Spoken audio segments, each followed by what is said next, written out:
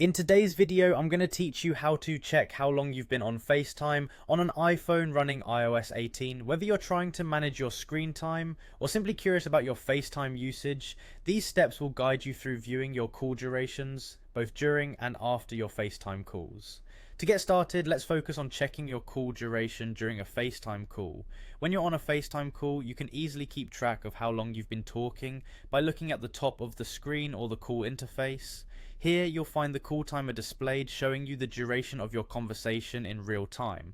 This is particularly useful for ensuring you're not running over your allotted time, especially if you're working with limited data or have other commitments to move on to. Now, let's move on to how you can check the duration after your FaceTime call has ended. For this, you will need to dive into your call history.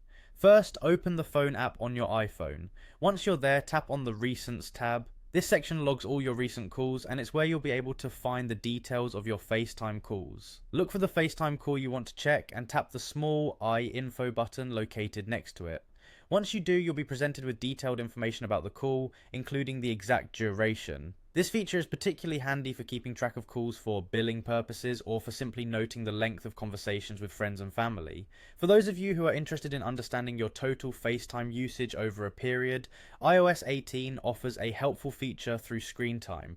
This is entirely optional but worth exploring if you want a broader overview. To access this, head to your iPhone's Settings app. Scroll down to Find and tap Screen Time.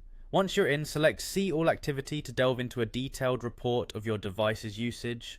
Here you can scroll down to observe how much time you've spent on FaceTime overall, rather than just for individual calls. This comprehensive view can help you manage your digital well-being more effectively, allowing you to balance your time efficiently across different activities. Following these simple steps will allow you to easily track and manage your FaceTime usage on your iPhone, whether it's during a call, after a call, or as part of your overall screen time management. You now have the tools to stay informed about your FaceTime habits.